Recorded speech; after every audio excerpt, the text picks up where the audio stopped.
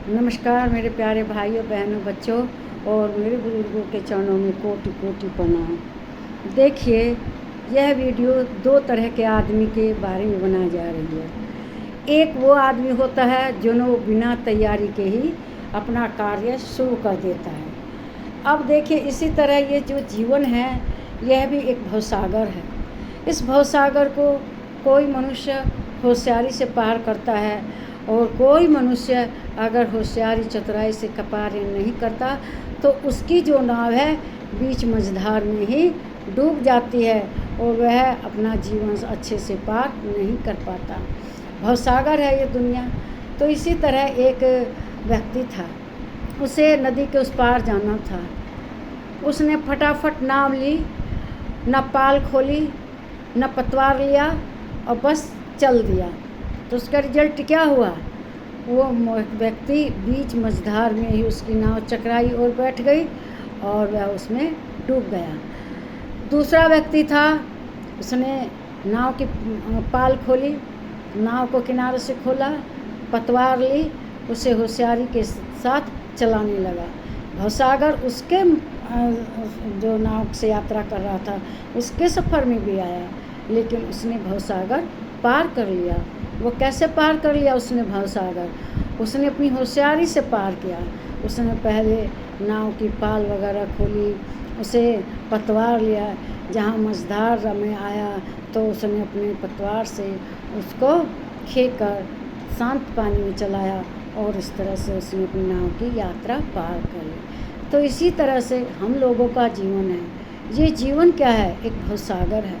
भवसागर को हमें पार कैसे करना है? अपनी होशियारी से, बुद्धिमानी से। जैसे हमें बहुत सारे भवसागर में क्या आते हैं, जो जीवन का भवसागर, इसमें क्या आता है? बीमारी आती है, दुख होता है, मनुष्य को घाटा लग जाता है, कोई एक्सीडेंट होता है, कोई दुर्घटना घट जाती है। तो हमें उस समय क्या करना चाहिए कि दुर्घटना के समय तत्काल उपचार करना चाहिए। तो हमें तुरंत हॉस्पिटल जाके इलाज लेना चाहिए। आर्थिक संकट आ जाता है, किसी भी तरह का आ जाता है। मान लीजिए बीमार हो गए, बीमारी में बहुत पैसा खर्च हो गया, ये भी आर्थिक संकट है। मान लीजिए कोई नौकरी में ही बीच में व्यवधान आ गया, कंपनी में बीच में ही निकाल दिया, तो इससे कैसे निपटेंगे? हमें उस समय के लिए अपने पास धन इकट्ठा करके रखना चाहिए इमरजेंसी के लिए। क्यों? पैसा आता है, हम सब खा के उड़ा दें, ख़त्म कर दें, तो ये तो बेकार ही ना है। हमें इमरजेंसी कोर्स के लिए पैसा रखना चाहिए कि जब बीमारी दुर्घटना वगैरह हो तो वह पैसे को हम खर्च कर, उस धन को किसी भी रूप में रख सकते हैं। स्त्रियाँ अपना गहना बना के रखती हैं, सुख का श्रृंगार है और दुख का सहार है। जो रखती हैं गहना वो सुख में उसको पहनती हैं, और जब दुख होता है तो वह हमारी मदद, उससे पैसा मिल जाता है, जिससे कि हम बड़े बड़े संकटों से उबर जाते हैं। तो जो मझधार में फंसता है तो उस मझधार को पार करने के लिए अपने पास एक कोष बनाइए, इमरजेंसी को, है ना, जो आपत्ति में वो धन काम आए। ये नहीं खा लिए, उड़ा लिए, बांट लिए और चाहे अपने मित्रों लोगों में पार्टी कर लिए, ऐश कर लिए। ये ऐश पार्टी काम नहीं आएगी। जब हमारे मझधार में नाव फंसेगी उस समय हमारे पास जो हमने अपनी आर्थिक स्थिति मजबूत करने के लिए आपत्ति कोष बनाया, इमरजेंसी कोष बनाया, वो पैसा काम आएगा। पैसा बैंक में रखते हैं, चाहे करते हैं, खर्च हो जाता है। लेकिन औरतें जो गहना बना के रखती है उसे हर बात में पैसा निकाल के खर्च नहीं करती, वो तो बढ़ता ही रहता है। क्यों? दिन रात उसके दाम बढ़ रहा है ना। और फिर ऊपर से उनका शौक़ होता है, कभी कुछ अंगूठी बनवा ली, सिकड़ी बना ली, तो वो एक तरह से छोटा छोटा करके बहुत बड़ी प्रॉपर्टी तैयार हो जाती, बहुत बड़ा अमाउंट तैयार हो जाता है। तो इसीलिए मनुष्य को इस भवसागर को पार करने के लिए चतुराई इसे है कि वह थोड़ा थोड़ा निवेश करके अपने पास धन इकट्ठा करे, या आरडी वगैरह खोले, बैंक में 100 रुपया हर महीने जमा करें तो उसमें ब्याज ज़्यादा मिलता है, ज़्यादा अमाउंट एक साथ तैयार हो जाता है। 4 साल में 5 साल की आरडी रहेगी, अच्छा पैसा मिल जाएगा। तो इसलिए मेरे भाइयों बहनों, अपने जीवन में इस भवसागर को पार करने के लिए तैयारी रखे, इमरजेंसी कोर्स रखे। यह नहीं कि उस मूर्ख की तरह से न पाल खोले और न पतवार लिए और ना बीच मझधार में चल गई और डूब गए, बल्कि उसकी तरह जो तैयारी किया, पाल खोला, सब कुछ किया। तो हमारा पाल खोलना क्या है? इमरजेंसी के लिए फंड इकट्ठा करना। वे औरतें अपने गहने के रूप में इकट्ठा रखते हैं। तो आप लोग भी मेरे बात को समझ में आया हो तो कमेंट बॉक्स में लिखिएगा कि मैंने ये बात सही किया। ये जीवन भवसागर है, इसमें मझधार में फंसते हैं। इस मझधार में फंसने के लिए आपके लिए पतवार और पाल क्या है?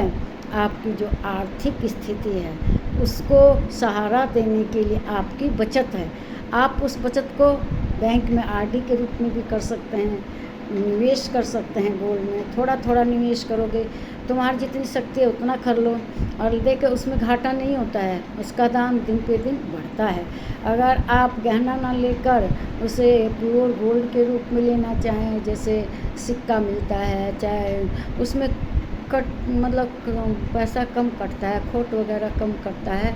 तो इसीलिए हमें ज़िंदगी की इस मझधार को पार करने के लिए, अपनी विपत्ति को दूर करने के लिए, जो आर्थिक स्थिति को सुदृढ़ करें, मौके पर अपना निवेश जरूर करें। पतवार मतलब बचत, इसे ध्यान रखना, वह हमेशा आपको मजबूत करेगा। और तो और कुछ लोग थोड़ा थोड़ा गोल्ड में निवेश करके बड़ी रकम कर लेते हैं। बड़ी रकम से आप कोई ठोस प्रॉपर्टी, ज़मीन वगैरह खरीद सकते हैं। चाहे जो थोड़ा थोड़ा निवेश करते हैं, आरडी वगैरह चलाते हैं, तो उस जब बड़ी रकम हो जाए, गोल्ड की बड़ी रकम हो जाए तो ज़मीन लीजिए। ज़मीन जानते हैं 10 साल में उसके ऊपर 1 जीरो बढ़ जाती है। मतलब आज आपने उसमें 1 लाख निवेश किया तो 10 लाख हो जाएगा। अगर आज आप उसमें 10 लाख निवेश कर रहे हैं तो वह करोड़ हो जाएगा निश्चित 10 साल बाद। तो इतना फ़ायदा कौन देगा? इसी तरह जीवन में मनुष्य जीतता है। यह नहीं जब तक कमाई है उसे इधर उधर लगा रहे हैं, और फिर बात जो अनिश्चित है शेयर में लगाते हैं, चाहे कि वो अनिश्चित है वो नहीं मिलता। लेकिन गोल्ड वाला जो है ये निश्चित है, उसका दाम दिन पे दिन बढ़ता ही है। इसी तरह से ज़मीन है, ज़मीन का निश्चित है कि 10 साल में 1 जीरो निश्चित बढ़ जाएगी। जो आज से 20 साल पहले ज़मीन 50,000 रुपया कट्ठा कहिए, चाहे 100 गज कहिए, वो आज 30 लाख की हो गई है। तो इससे बड़ा अच्छा इन्वेस्ट कोई है ही नहीं। लेकिन इतना बड़ा अमाउंट तैयार करने के लिए आप थोड़ा थोड़ा गोल्ड लीजिए, उसको ग्राम के हिसाब से लीजिए, चाहे जो सिक्का आता है उसके हिसाब से लिए। 5 ग्राम का, 10 ग्राम का जो सिक्का मिलता है उसे लेंगे तो उस पर कटौती ज़्यादा नहीं होती। तो मेरे भाइयों बहनों, आपको इस भवसागर को पार करने का सबक मिल गया होगा कि यह कैसे पार किया जाता है। भवसागर और निवेश, भवसागर की पतवार क्या है? निवेश। तो इसीलिए मेरे इस बात को समझिए और ज़िंदगी सुखमय कीजिए। नमस्कार मेरे प्यारे भाई बहनों, बच्चों और बुजुर्गों के चरणों में कोटि कोटि प्रणाम।